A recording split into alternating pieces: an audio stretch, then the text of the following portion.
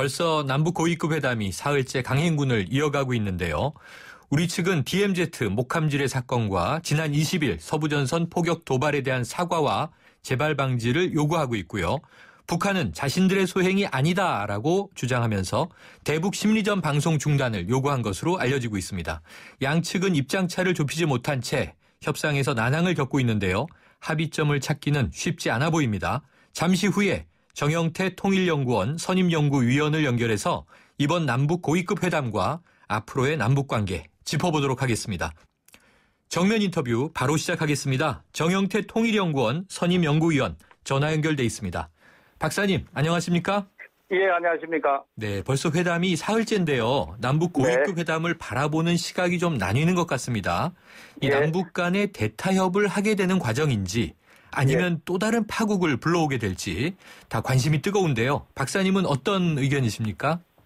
일단 전체적인 그 분위기로 봤을 때는 그리고 또 이번 회담의 성격을 봤을 때는 북한 측 입장에서나 특히 북한 측 입장에서 봤을 때 뭔가 좋은 결과를 내놔야 됩니다. 네. 그렇기 때문에 좀 뭔가 이 대타협이라고 하는 그런 쪽으로 가고 있을 가능성은 상대적으로 크다 이래 볼 수가 있습니다. 네, 그래도 그럼에도 하고 그 의제의 성격상 핵심 의제의 성격상 우리가 대한민국이 주장하는 것하고 또 북한이 주장하는 것하고 여러 가지 그 수용되기 상당히 그 어려운 그런 측면이 있기 때문에 역시 난항은 예상이 되고 있다 이런 생각입니다. 네, 과정은 난항인데 결국은 남북이 좋은 결과를 내야 한다 이렇게 보셨어요. 자, 그런데 이제 회담이 너무 길어지니까요. 주말부터 월요일까지 국민 대다수가 초조하고 긴장돼 있지 않습니까? 그렇죠. 그래서 이번 회담을 두고 이 박근혜 대통령과 김정은 북한 노동당 제1비서의 대리전 회담이다 이렇게도 부르는데요. 이번 회담의 성격 어떻게 보는 것이 좋을까요? 그것은 너무 거시적으로 보기 때문에 그 순회의 나름대로 무슨 경쟁과 같은 그런 형태로 이래 바라보는데 사실은 그렇지 않고요. 지금 이제 문제의 그 기본적인 성격은 사실 우리가 북한의 목함지뢰 도발이라든가 또 그 이후에 두 차례의 또 포공격이라든가 이런 것 때문에 사실 우리가 다시 심리전 차원에서 확성기를 다시 이제 다시 이제 가동시켰거든요. 그래서 이것에 대해서 북한 체제에서 상당히 그 위협을 느낀다든가 또 그 부정적인 여파에 대해서 사실 참기 어려운 그런 그 측면이 있기 때문에 어떻게 해서든지 이것을 중단시키든가 또 폐기를 하는 방향으로 해야 되는 게 북한 측 입장이에요. 그러나 우리는 이것하고 관계없이 우리가 이게 심리전을 다시 재개한 것은 북한의 나쁜 행동에 대해서 다시 직접적인 응징이나 마찬가지 그런 측면이 있거든요. 예를 들면 이제 목함지뢰 도발 같은 것은 우리 장병들을 상당히 그 상해를 입힌 그런 측면이 또 있고, 그 다음에 또 그 이후 후속타로서 또 포공격 자체는 우리 영토를 직접적으로 겨냥해가지고 실적으로 공격을 했다. 이런 성격을 갖고 있습니다. 그러면 이거 도발이 재현되기 시작하고 이게 이제 우리가 현 상황을 우리가 잘 해결을 하지 못하고 간다면은 북한은 보다 더 과감한, 보다 더 적극적인 도발이 있을 수 있다는 거죠. 그래서 이번에는 만약에 우리가 이런 그 심리전 재개 이런 문제와 연관돼서 협상을 한다면은 북한이 우선적으로 이번에 그 목함지뢰 도발에 대한 주체 너희들이다. 그 다음에 거기에 대해서 분명한 사과를 해야 되고, 왜냐하면 우리 쪽에 자기들 분명히 잘못을 저지른 사실이잖아요. 정전협정 위반이라든가 불가침 합의 위반이라든가 이거부터 다시 시작해서 그런 거고, 그 다음에 재발 방지를 우리가 받아내야 되는 그런 것이에요. 그런데 이제 이런 것들이 서로 이제 충돌이 되면서 뭔가 지금 사안 자체가 굉장히 어렵게 논의가 되고 있는 게 아닌가 이래 되죠. 그런데 워낙 이제 장시간 회담 내용이 전해지지 않으니까 기다리는 국민들은 다 조마조마하지 않습니까? 이게 잘 풀릴까 아니면 또 무슨 또 이 도발이 있을까 이 불안감이 가중되고 있는데 이 북한이 회담은 회담대로 하면서요 또 네. 이 잠수함에 이어서 공기부양정까지 가동시킨 것으로 알려지지 않았습니까? 예. 뭐 이른바 3대 침투 전력을 풀가동하고 있다 이런 얘기가 보도되고 있는데 그렇죠. 이런 어떤 군사행동 박사님은 어떻게 보세요? 예, 바로 이 점이 이번에 우리 그 박근혜 대통령이 적극적으로 그 재발 방지라든가 사과라든가 시인이라든가 이런 것을 요구하는 이유이기도 합니다. 네. 지금 우리가 지금 평화적인 회담을 하고 있는 거 아닙니까? 그죠? 네. 여기에서 북한이 압력을 넣는 군사적 자기들 위력을 가지고 압력을 넣는 그런 사실 부정적인 행위라고 볼 수가 있죠. 네. 그래 전반적으로 뭐 또 자기들의 함정이라든가 소위 이제 잠수정이라든가 잠수함 이런 것들도 움직이게 하고 또 그다음에 또 직접적인 비대칭 전력인 여러 가지 기습 침투를 감행한 특수부대라든가 이런 것도 또 움직이게 하고 네. 이렇게 하는 것은 상당히 부정적인 행태라고 볼 수가 있죠. 자, 그렇군요. 그러면 이런 것에서 출발해 가지고 우리는 더욱더 이런 것을 억제하기 위해서라도 또 우리는 군사적으로 이것을 억제하기 위한 또 시위라든가 이런 걸 해서 막아 나가야 되고 그러나 그것보다 더 나가서 근본적인 문제를 해결해 나가야 된다 하는 이런 상황으로 전개가 되고 있죠. 자, 우리 쪽 이야기를 잠깐 여쭤보면요.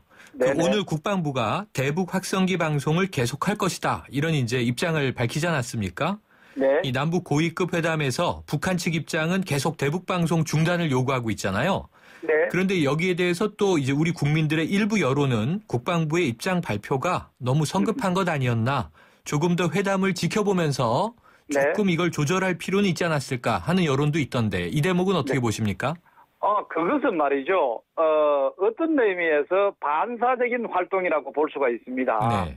왜냐하면 북한이 지금 잠수함이라든가 이런 형태로 해서 우리를 또 위협하고 있는 측면이 있지 않습니까? 네.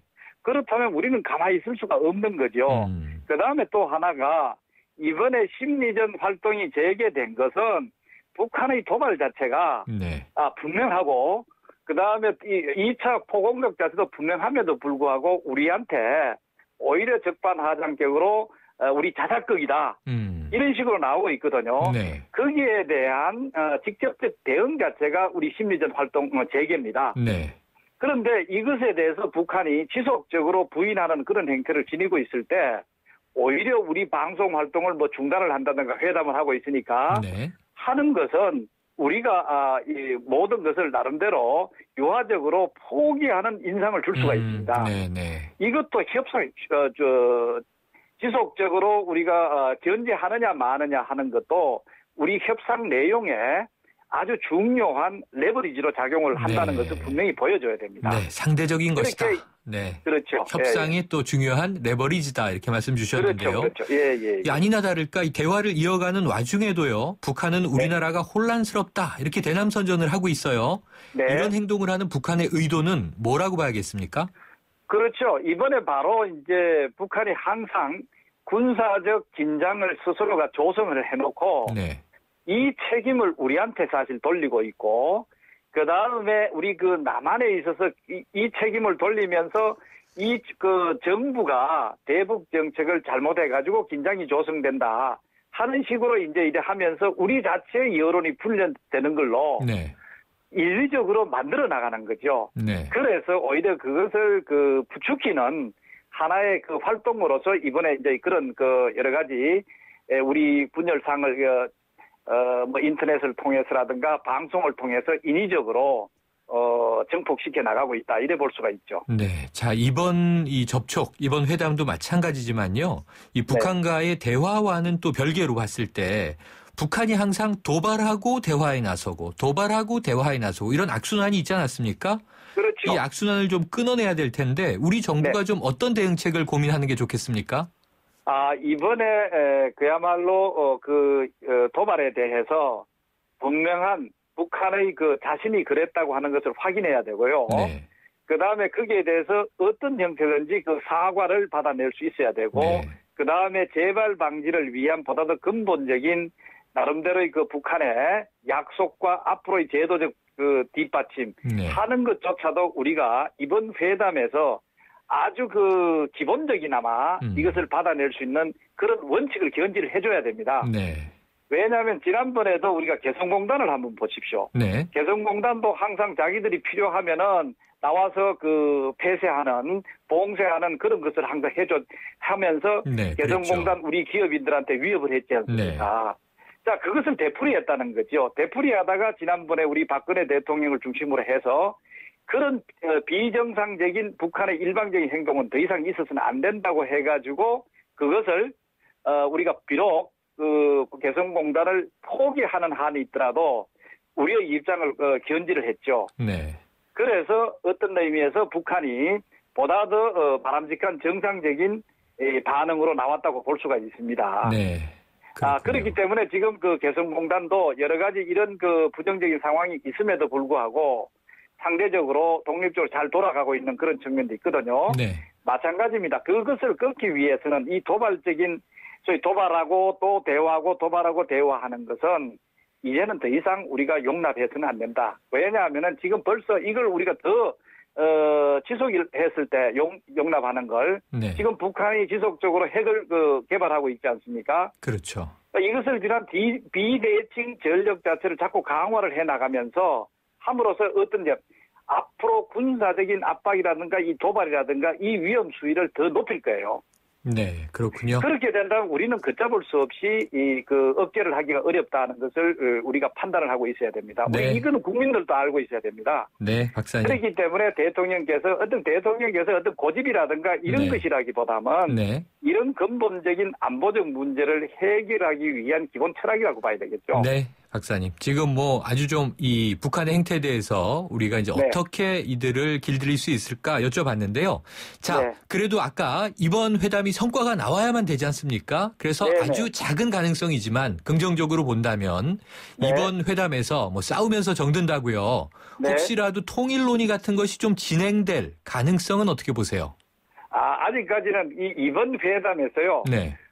그런 통일론이라든가 오이사 조치 해제가 해가지고 남북한 관계 개선한다든가 이런 건 좀 한가한 아이템입니다. 네, 알겠습니다. 이번에는 어디까지나 목함 지로 도발에 대해 북한의 도발에 대한 네.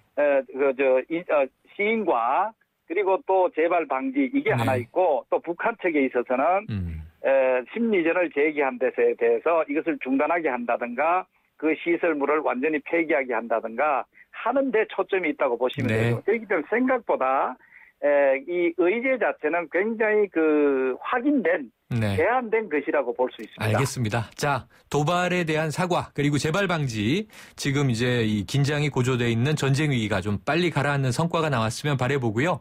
오늘 말씀 감사합니다. 네. 지금까지 정영태 통일연구원 선임연구위원이었습니다.